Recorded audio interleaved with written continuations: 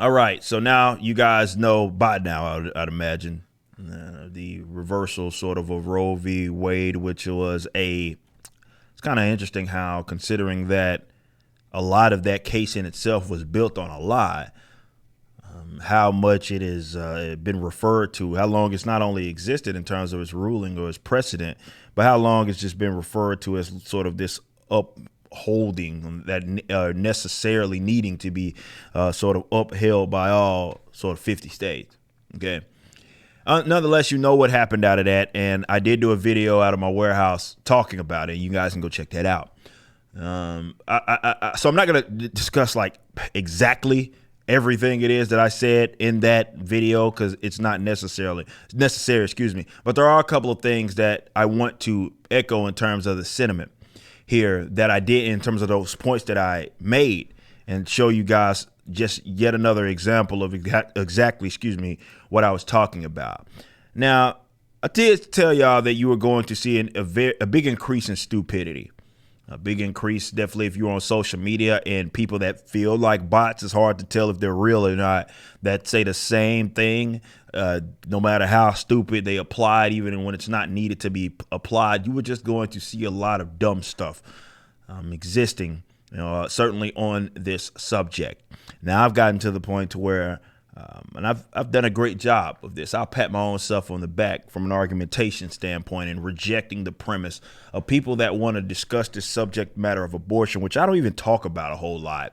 But this whole it's just had to deal with the bodily autonomy is one of the dumbest non-arguments, because it's a non-point, considering that the whole dispute here is that you're not dealing with the body, let's say, of the woman that is carrying a child. That's why it's controversial, or why the area is more grayer than it would be anyway. So when someone leads with this whole, well, it's only about the bodily autonomy of the woman, which, by the way, these people don't care about bodily autonomy anyway, considering that they tried to force you to get a jab for something with a 99% survival rate, even though it didn't prevent transmission. That's not neither here nor there. However, that's not the argument. That's not even the main crux of the position. If you want to sit up here and debate at what time does it become a child, okay, let's have that discussion. But you can't just leap in terms of the argument and act as if, well, you're only dealing with the bodily autonomy of a woman, mainly. And not only just that, again, I'll get into what the point I want to make. I just have to make this because there's going to be weirdos that see this video and comment.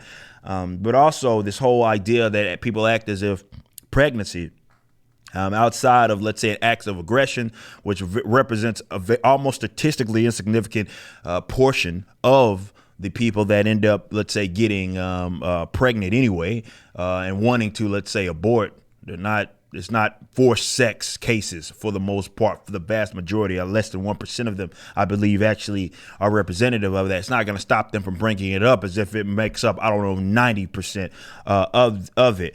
But they act as if like being pregnant is an accident. Aside from that, as in you don't know that you're putting yourself in a position upon which that can happen. I think this leads into the culture that we've kind of cultivated of hedonism, as well as people wanting to not only be shielded from their consequences of their own actions, they actually would prefer that other people be subsidized to pay for it. It's just irresponsibility is more so what it is, because it's not responsibility, because they don't have that. I think that whole debate or dispute really magnifies the core issue in terms of the lack of self-control and the lack of responsibility. And you can see that in terms of how people talk about this very given subject. I had one tweet guy say, well, we were talking about abstinence. It's like, oh, it's not that easy. I'm like, the way that he worded it was like, dude, get control of your emotions. But there was something that I brought up in that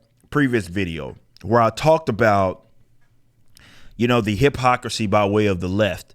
And the point in that, if you bring that up, go by all means bring it up. But understand that you're not going to convince them regardless. You only are going to convince those that largely agree with you all or are already on your side, because the leftists, they don't actually care about hypocrisy. They care about what's more advantageous to their causes. So if that means contradicting themselves from what they did yesterday, they will do that. You saw that during the Summer of Love, certainly in 2020, when they said if you went outside and were in large gatherings, you were going to kill grandma. And then a black man got killed by the police. And then they did the exact same thing. And it wasn't even that they just did it. It was that they justified it was okay for them to do it. And still, while they were doing it, said it wasn't okay for you to do it.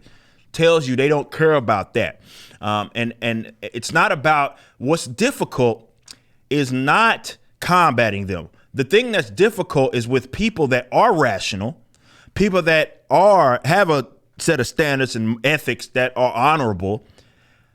It's hard for them to accept that there exists a class of people that don't abide by that set of standards. And some people just don't want to come to terms with that. That's the difficult thing. Combating them isn't the difficult thing. I tell you all the time, deal with them accordingly. Combating them is not the difficult thing. It's the people not wanting to accept the fact that, well, these people don't have the same set of ethics and morals as you. So pointing out that their hypocrisy means almost nothing.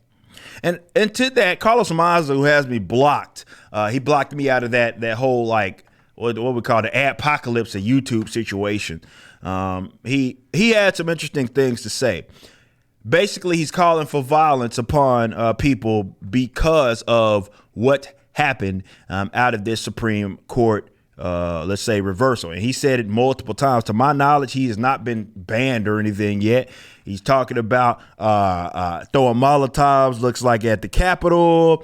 All of that. He's called for various forms of violence in his tweets. He's not the only one. You've even seen the AOCs of the world, the Maxine Waters, saying some very questionable things, wanting to even delegitimize the court in its entirety. Almost like, remember, they're not on my side. Of course, I think it's illegitimate as well, but they only think it's illegitimate when it doesn't work for them. They have no problem with the Supreme Court when it rules in their favor. They only have a problem with it when it does not. That's it. Any other time, they have no issue. But so we look at this and we say, well, people got, your beloved president got impeached for less. There are people that are standing that were, being held without bail for a lot less than this. And you got someone actively out there calling for violence upon democracy, as you guys love to call it. Nothing happens to them. You're seeing the politicians who acted like January 6th was the worst thing in the world. Basically saying not only to just delegitimize, they telling y'all to take the streets. Nothing's going to happen to them. I'm trying to tell y'all, man, these people don't care. That's the difficult thing to try to realize or have to realize is that they don't care. Yeah, they're hypocrites. Yeah, they contradict themselves. They don't care. This is why I continue to say that decentralization is the most peaceful route out of this. It's not to say that it will be without conflict. It's to say that I don't want to, number one, share government with these crack smokers.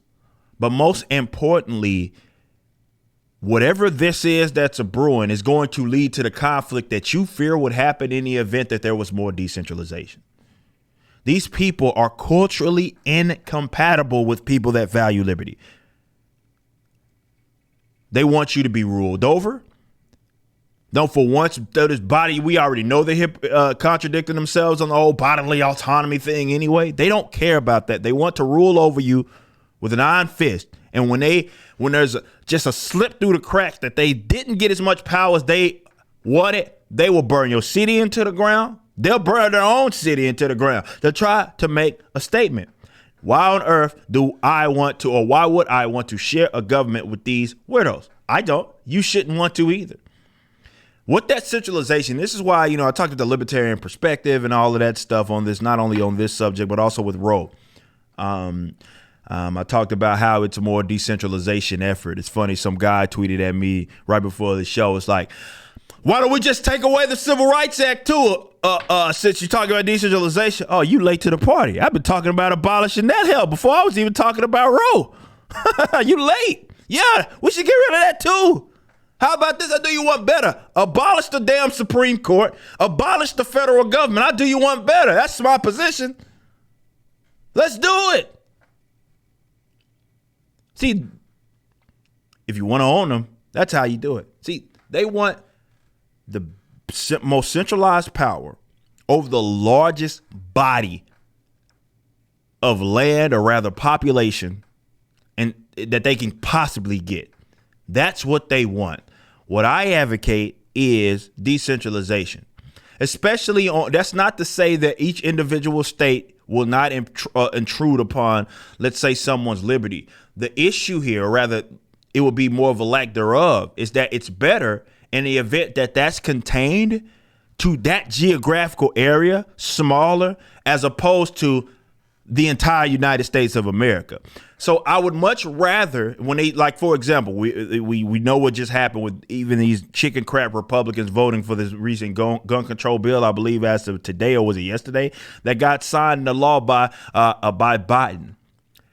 I don't want to share a government with them, right? So if it was California, that's not to say that there aren't Californians that would have their rights, let's say, impeded upon, but I'd rather have it contained there as opposed to it applying to the entire country, right? It allows people more mobility in the event they are in an area that they're like, all right, this isn't for me. They can get away to something that's more akin to their living experience. And that is the most peaceful route. People being able, and I said this before, like, you know, I'm certainly not anti-immigration by any means. I think that if you did get decentralization in America, what you would see is a big migrant effort.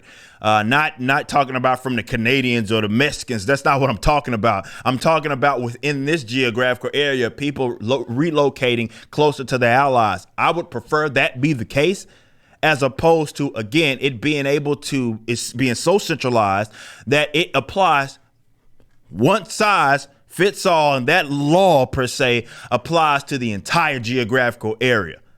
So it's about not giving them, and we know this factually, the greatest human atrocities in the world, the reason why they are able to, let's say you look at democide, mass murder, or in terms of like genocide, governments killing their own people, that happens with more centralization, not less. That's not to say that people won't kill people or anything. It's saying, well, when you give people the power to rule over a massive body, it's almost like they can care in the event that the wrong guy gets the power. It's almost as if he can do something with it that is not preferable. I'd rather have that far more contained to a smaller area as opposed to the bigger one.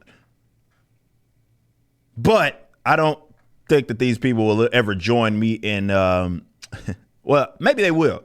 Maybe that's the spin that I need to keep taking. I did say this, and I'm talking about it publicly. California, I support 100% all these demons, especially the child sacrificing demons. If y'all want to go relocate over there and contain yourselves in L.A. where y'all get to, I don't know, worship Moloch, I'd rather y'all be over there as opposed to me sharing the government. I support your relocation. I also support your secessionism, if that's something that is certainly you advocate as well, away from the union. I support that 100%.